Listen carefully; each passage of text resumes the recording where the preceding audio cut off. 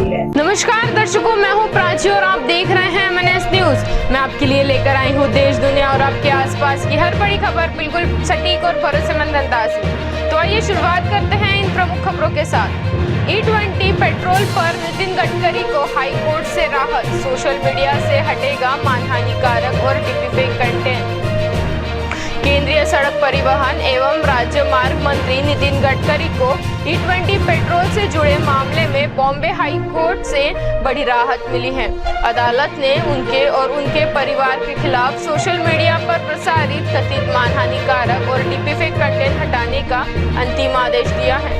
दरअसल गडकरी ने high court में याचिका दायर कर कहा था कि E20 इथेनॉल ब्लेंडिंग कार्यक्रम को लेकर सोशल मीडिया पर उनके खिलाफ झूठी, भ्रामक और आपत्तिजनक सामग्री फैलाई जा रही है, जिससे उनकी प्रतिष्ठा को नुकसान पहुंच रहा है। जस्टिस आरिफ डॉक्टर की एकल पीठ ने मेटा, एक्स, गूगल, यूट्यूब समेत अन्य सोशल मीडिया प्लेटफॉर्म और उनकी मध्यवर्ती संस्थाओं को निर्देश दिया कि वे गडकरी से जुड़ा मानहानिकारक, गाली गलौज वाला और डिफेक्टिव कंटेंट अपने प्लेटफॉर्म से हटाए। इस मामले में नितिन गडकरी ने मेटा, एक्स, गूगल, यूट्यूब, सूचना एवं प्रौद्योगिक मंत्रालय, दूरसंचार विभाग और अज्ञात सोशल मीडिया यूजर्स के खिलाफ भी याचिका दायर की है। फिलहाल हाई कोर्ट ने गडकरी को अंतिम राहत देते हुए संबंधित प्लेटफॉर्म को आवश्यक कार्रवाई करने का निर्देश दिया है। युवाओं से सीधा संवाद करेंगे मोहन भागवत। सीजेबी के प्रदर्शन के बाद आरएसएस का बड़ा आउटरीच अभियान। राष्ट्रीय स्वयंसेवक संघ यानी आरएसएस प्रमुख मोहन भागवत 6 अगस्त को मुंबई में 15 से 19 साल की उम्र के करीब 2000 छात्रों से सीधा संवाद करेंगे। यह कार्यक्रम India international movement to unite nation यानी IIMUN के 15वें स्थापना दिवस के अवसर पर नीता मुकेश अंबानी कल्चरल सेंटर में आयोजित होगा। इस कार्यक्रम को युवाओं, खासकर जेन ज़ी और जेन अल्फा के जुड़ने की दिशा में आरएसएस का अहम प्रयास माना जा रहा है। यह पहल ऐसे समय हो रही है जब हाल के छात्र आंदोलन और सीजेबी के विरोध प्रदर्शन के बाद युवाओं के साथ संवाद को लेकर व्यापक चर्चा शुरू हुई है। बताया जा रहा है कि इन घटनाओं के बाद संघ परिवार के भीतर भी यह महसूस किया गया कि नई पीढ़ी की सोच, उम्मीदों और चिंताओं को समझने के लिए सीधे संवाद जरूरी है। इस कड़ी में मोहन भागवत छात्रों से सवालों का जवाब देंगे और उनसे विभिन्न सामाजिक मुद्दों पर बातचीत करेंगे।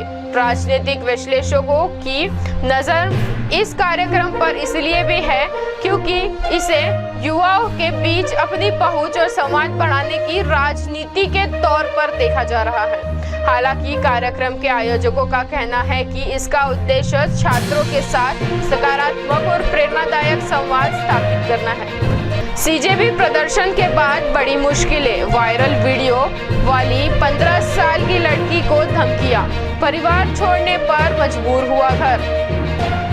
दिल्ली के जंतर मंतर पर सीजेपी के नेतृत्व में चले 36 दिवसीय लंबे प्रदर्शन के बाद उससे जुड़ी नई कहानियां सामने आ रही हैं।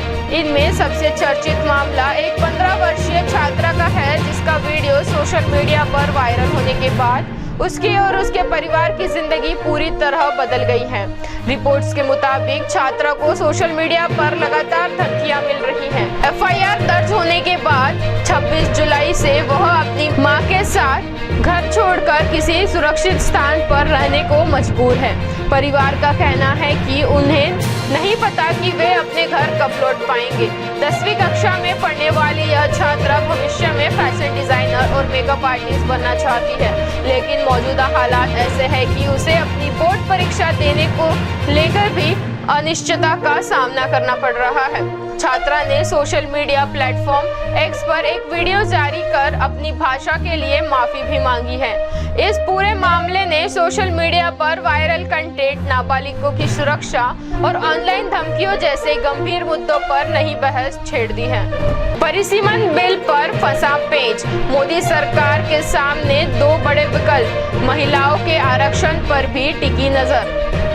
लोकसभा सीटों के परिसीमन और सांसद तथा विधानसभा में महिलाओं को 33% आरक्षण लागू करने का रास्ता अभी भी आसान नहीं दिख रहा है। सांसद में जरूरी समर्थन नहीं मिलने के बाद मोदी सरकार के सामने अब आगे बढ़ने के लिए 2 अहम राजनीतिक विकल्प बताए जा रहे हैं।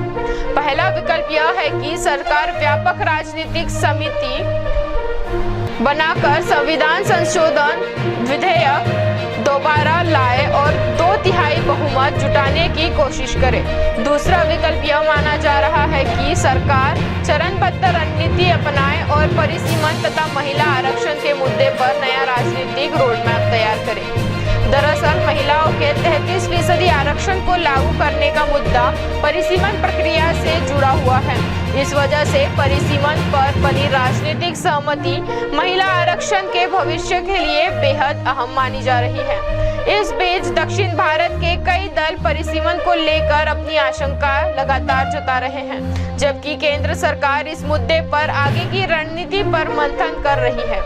ऐसे में आने वाले दिनों में सरकार किस विकल्प पर आगे बढ़ती है, इस पर पूरे देश की राजनीतिक नजरें टिकी हुई हैं। हरियाणा की यूनिवर्सिटी में सरकारी नौकरी का सुनहरा मौका, 1 लाख रुपए से ज्यादा तक मिलेंगी सैलरी। सरकारी नौकरी की तैयारी कर रहे युवाओं के लिए एक बड़ी खुशखबरी है। हरियाणा की श्री कृष्ण आयुष यूनिवर्सिटी कुरुक्षेत्र ने नॉन टीचिंग और पैरामेडिकल के 60 नियमित पदों पर भर्ती का नोटिफिकेशन जारी किया है। इस भर्ती में चयनित उम्मीदवारों को पद के अनुसार 1.12 लाख रुपए प्रति माह तक वेतन मिल सकता है। भर्ती के तहत 29 क्लर्क, 25 स्टाफ नर्स और 6 आयुर्वेदिक फार्मासिस्ट के पद भरे जाएंगे। खास बात यह है कि इस भर्ती के लिए CET स्कोर की आवश्यकता नहीं है और आवेदन प्रक्रिया पूरी तरह ऑनलाइन होगी। ऑनलाइन आवेदन 30 जुलाई से शुरू हो चुके हैं और उम्मीदवार 21 अगस्त तक आवेदन कर सकते हैं। स्टाफ नर्स और आयुर्वेदिक फार्मासिस्ट पदों के लिए लिखित परीक्षा होगी, जबकि क्लर्क पद के लिए लिखित परीक्षा के साथ टाइपिंग टेस्ट भी देना होगा। वेतन की बात करें तो स्टाफ नर्स और आयुर्वेदिक फार्मासिस्ट को 35,400 रुपए से 1,12,400 रुपए प्रति माह, जबकि क्लर्क पद के लिए 19,900 रुपए से 63,200 रुपए तक प्रति माह वेतनमान मिलेगा। इच्छुक उम्मीदवार अंतिम तिथि से पहले आवेदन प्रक्रिया पूरी कर सकते हैं। तो ये थी अब तक की बड़ी खबरें। ऐसे ही खबरों के लिए बने रहिए MNS न्यूज के साथ।